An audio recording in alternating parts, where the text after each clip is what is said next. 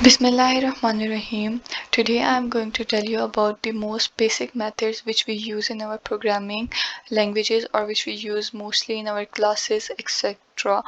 Which are the class methods and the static methods.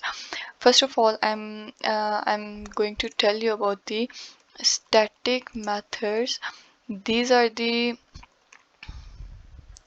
These are those methods that cannot access class and their instances. These methods are static methods that cannot make any changes to the class or their instances.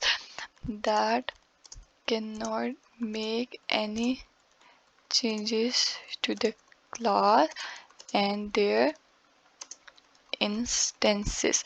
Now, what are the instances? Now, for class, we make an objects. We like blueprints, which we use later in other code or in other class. So we make objects. So objects are basically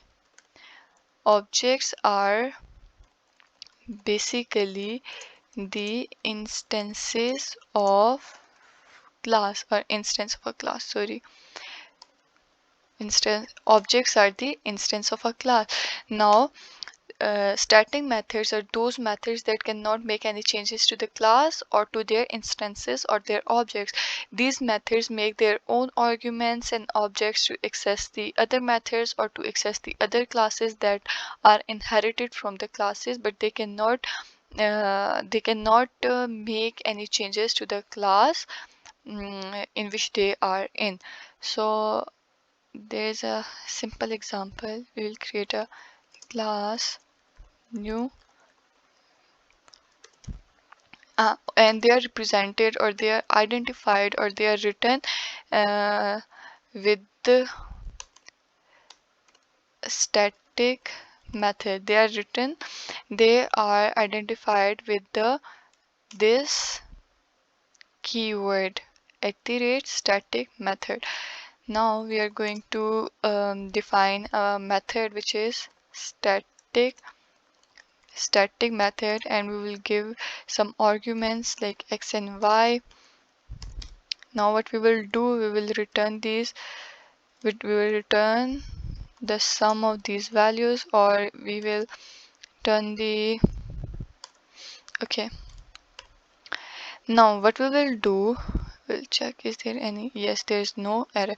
Now what we did, we are saying that the method we defined here in the class is the static method. How did we know that?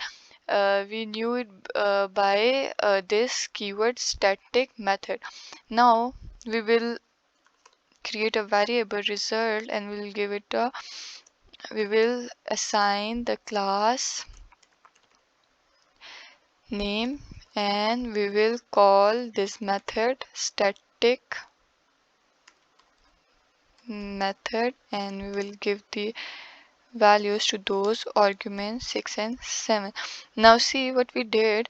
we sorry Now what we did, we created a variable and we assigned this variable a class, and we are calling this method 5 and 6. We are making changes inside this method, not in the class. So what will it return? It will return they're both static. It will multiply the both values and return the result. It didn't return anything. Okay, it will first we have to print the result. See, 5 multiplied by 6 is 30. That's how it works. Now we can also use it by creating an object new class. Now this is, we created an object of a class, new class, and now we will print the result, which will access the method static method, and we give this method in values 4 or 5. That's how we can, there are two ways to access this method. Okay, now print the result. It will print us the 24 into 520. So this is how it works, because we cannot make changes in the class or in class instances, but we can make changes in our we can make objects, or we can make instances of the methods. There's another method called the class methods.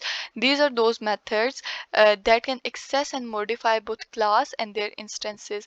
We can access the class variables or class methods by using the class method, and we can change or we can use these classes and their objects by creating these class methods.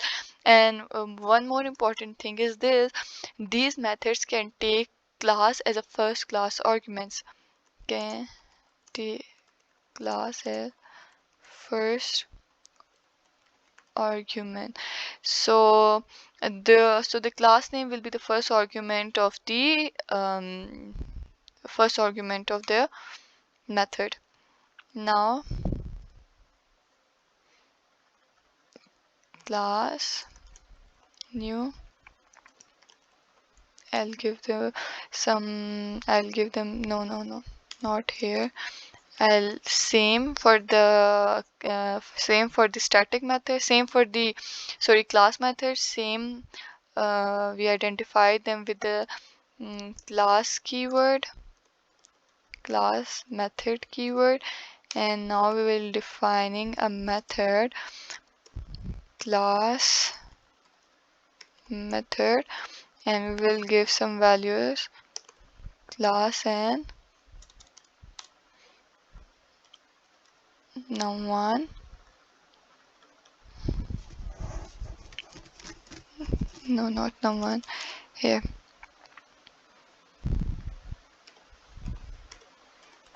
cls, and these are the arguments. You can take any argument you want.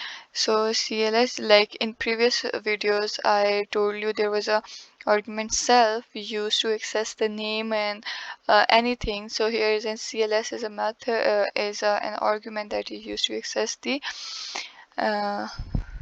okay, we have to define a global variable here as well, which is variable is equals to 10. So cls dot variable plus equals to num and return dot variable. Sorry. Now is equals to new class dot method 5 print result. Now what will this do? It will print the result 15. Now see, we created a variable, local variable in our class, and we are defining the method as a class method by defining it with a keyword class method. So now we can easily understand that this method is a class method, not with the name but with this keyword. Now what we did, we here we give two arguments. One is used to access the variable this one, and to add this one. Like it can be just like we say result is equal to, or sum is equals to a plus b, just like this. So cls dot variable, it will access this variable which is 10, and it will add the add this variable with this number n, and it will return the class cls dot variable which we added here with the number. But we didn't initialize the number with any digit or number. What we are doing here, we are creating a variable and we are accessing the class method and giving it a number, this number 5. And what will it do? It will add this number with this variable 5, and it will print the result 15. We can also access this by creating an object new sorry, new class. This is how we create an object. Then the result2 is equals to object dot class method 7 print.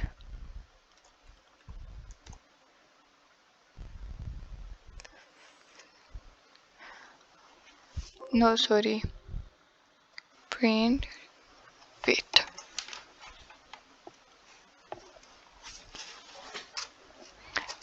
print result2. It will print the result2. Now see what it did.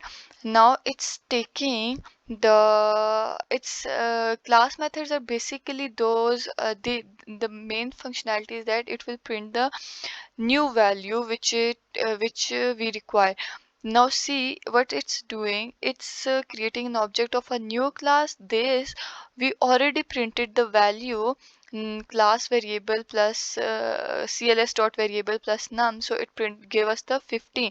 Now we are creating another object which will call this method, and now we are giving it a new number 7. So what will it do? It will print 17 and 15 plus 7. It's not 15 plus 7.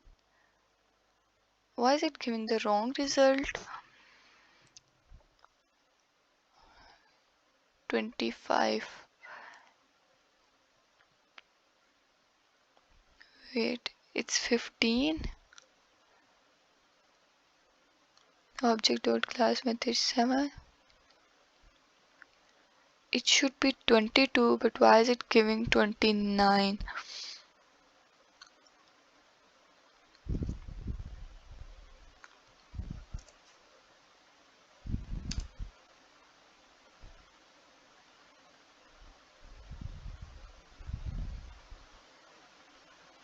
See, the number of times I am running the code, it's changing its variable. But as in static methods, we saw that once we run the code, it cannot change the class instance, or it cannot change class or class instance. But here, the number of times we are running the code, it's changing the values as well, and it's printing it's taking the value of previous result, this one, and adding it with the new value 7. So this is how it works. You can use the both methods according to your needs and according to your requirements. Basically both are like simple and similar, but some things are different from each other, but you can use according to your needs or requirements.